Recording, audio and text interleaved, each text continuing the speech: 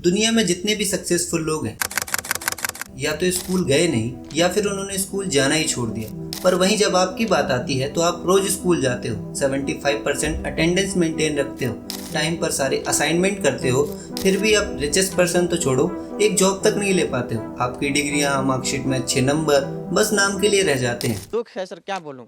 मैं अपने दुख और पीड़ा को किसी पास सामना नहीं कर सकता हूं सर।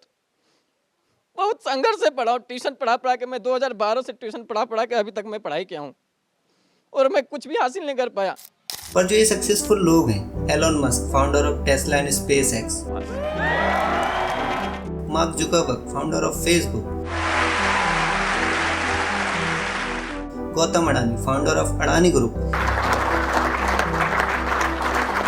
इन्होंने तो कॉलेज ड्रॉप कर दिया था, बिना पीएचडी और एमबीए किए भी आज ये दुनिया के रिचेस्ट पर्सन की लिस्ट में है। धीरू भाई अंबानी, विराट कोहली, आमिर खान, नरेंद्र मोदी, ये सब हमारे इस करंट एजुकेशन सिस्टम के ट्रैप में नहीं फंसे जिसमें आप फंसे हुए। आपको बचपन से स्कूल में सिखाया गया कि पढ़ लो और एग्जाम में अच्छे नंबर लाओ, तभी तो अच्छी जॉब ले पाओगे। आपको ऐसे सिस्टम के अंदर रखा गया जिसमें आप कुछ सोच ही ना सको। आपकी क्रिएटिविटी को किल कर दिया गया और ये कोई इंसिडेंट नहीं था, ये प्रॉपर प्लानिंग के साथ किया गया। अब आप सोच रहे होंगे कि ये किया किसने और क्यों।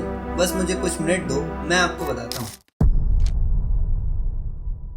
बात है साल 1806 की, जब फोर्ट कोलेशन में प्रशियन आर्मी और नेपोलियन आर्मी की लड़ाई होती है और प्रशियन आर्मी इतनी ताकतवर होने के बाद भी नेपोलियन आर्मी से हार जाती है। प्रशियन लीडर इस लड़ाई में हार की वजह समझते हैं और पाते हैं कि नेपोलियन आर्मी में जो सेना थी वो अपने लीडर्स के ऑर्डर को फॉलो कर रही थी और हमारी सेना अपने फैसले खुद ले रही थी, जिसकी वजह से प्रशियन को अपना एक बड़ा सा लैंड बर्लिन नेपोलियन आर्मी को देना पड़ता है और एक पीस ट्रीटी के साथ वॉर को एंड करना पड़ता है। इसके बाद प्रशियन लीडर ये सोचते हैं कि कुछ ऐसा सिस्टम बनाया जाए जिससे दोबारा हमारे साथ कुछ ऐसा ना हो। और ये होगा कैसे?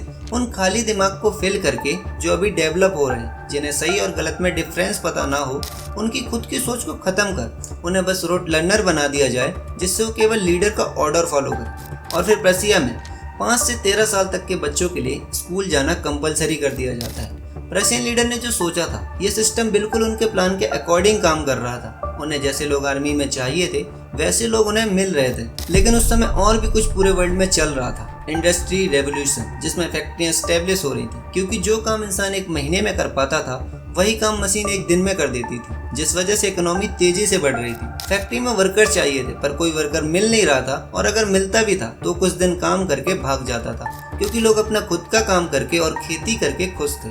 वे नहीं जाना चाहते थे किसी फैक्ट्री में मजदूरी करने। इन्हीं सारी बातों को ध्यान में रखकर जो ऊपर के लोग होते हैं वो प्रशियन एजुकेशन सिस्टम की तरह ही अपने अपने कंट्री में अपना एजुकेशन सिस्टम बनाते हैं, क्योंकि उन्हें नेशन के लिए थिंकर्स नहीं, नेशन के लिए वर्कर्स चाहिए। और होता भी ऐसा है, बच्चों का ब्रेन वॉश करके उन्हें ये सोचने पर मजबूर कर दिया जाता है कि वो जॉब के अलावा कुछ कर ही नहीं सकते, उनके पास कोई ऑप्शन ही नहीं। जिस समय ये सारी चीज़ें चल रही थी उस समय इंडिया में ब्रिटिशों का राज था और ब्रिटिशों को भी इंडिया में वर्कर्स की ज़रूरत थी और ये इंडियंस का ब्रेन वॉश करना चाहते थे। आपने स्कूल के सिलेबस में लॉर्ड मैकॉले के बारे में पढ़ा होगा, जिसने इंडिया में एजुकेशन सिस्टम लाया था, ये कह के कि इंडिया में जो गुरुकुल एजुकेशन दिया जा रहा है वो इंग्लैंड में एक छोटी सी लाइब्रेरी के बराबर भी नहीं है और इससे इंडिया में सिविलाइजेशन नहीं हो सकता। और फिर क्या, इंडिया में भी 1835 में वही सिस्टम लाया जाता है जो देश में नौकर पैदा करे, ना कि मालिक। ब्रिटिशर्स इंडियन का यूज करके उन्हें स्टाफ लेवल की जॉब देकर उनसे ही दूसरे इंडियंस की गुलामी करवाते थे। लेकिन आप सोच रहे होंगे कि अब तो हम आज़ाद हैं, आज़ादी के इतने साल हो गए, अब तो सब ठीक है ना। लेकिन आप गलत सोच रहे हो। अब जो मैं आपको बताने वाला हूँ उसे सुनकर आपके होश उड़ जाएंगे।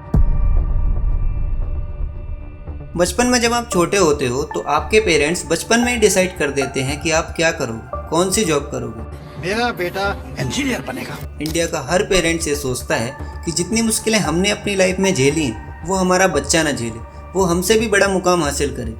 इसके लिए वो खुद बच्चे को टाइम न देकर एक्स्ट्रा काम करते हैं। और जो पेरेंट्स गरीब हैं, जिनके पास उतनी आय नहीं है, वो प्रॉपर्टी तक बेच देते हैं, लेकिन अपने बच्चे को सबसे अच्छे स्कूल में पढ़ाते हैं, उसे मल्टीपल कोचिंग में भेजते हैं ताकि वो एक अच्छी सी जॉब क्रैक कर सके और उनकी जो फाइनेंशियल कंडीशन है उसे सुधार सके। और बच्चा बड़ा होकर करता भी ऐसा है। लेकिन आज की रियलिटी क्या है ये आप भी जानते हो।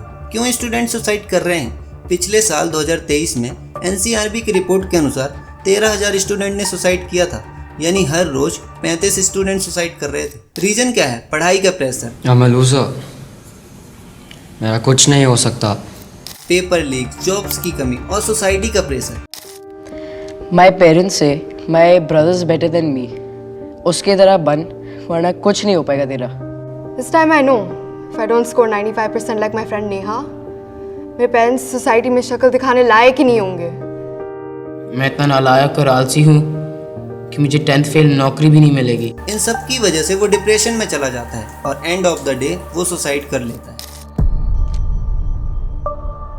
अगर आप इस एजुकेशन सिस्टम के ट्रैप से निकलना चाहते हो तो आपको अपने पढ़ाई के साथ साथ वो करना होगा जो आपको पसंद हो, वो स्किल या स्पोर्ट जिसे आप सीखना या करना चाहते हो। और जो स्टूडेंट किसी एग्ज़ाम की प्रिपरेशन कर रहे हैं या खुद का कोई काम शुरू कर रहे हैं, उन्हें भी अपने लिए एक टाइम डिसाइड करना होगा कि अगर मेरा 2 या 3 साल में हो गया तो ठीक, नहीं तो मेरे पास प्लान बी है, मैं वो करूँगा। किसी भी चीज़ को अपने ऊपर हावी मत होने दो। और डियर पेरेंट्स भी जो बच्चे के मन का करने देना चाहते हैं, उनसे रिक्वेस्ट है कि वे अपने बच्चों से काउंटर क्वेश्चन पूछें, जैसे कि अगर ना कर पाए तो फिर क्या करोगे। ऐसे क्वेश्चन पूछकर आप उन्हें डिमोटिवेट नहीं करोगे, बल्कि आप उन्हें प्लान बी बनाने में हेल्प करोगे। टाइम की बाउंडेशन सबके लिए रखो, चाहे किसी एग्जाम की प्रिपरेशन हो या खुद का कोई बिजनेस। हुआ तो ठीक, नहीं तो मूव ऑन कर लो और नेक्स्ट चीज ट्राई करो। आपने अगर यहाँ तक ये डॉक्यूमेंट्री देखी है तो थैंक यू। अगर आपको ये डॉक्यूमेंट्री पसंद आती है तो एक लाइक और एक छोटा सा कमेंट जरूर कर देना।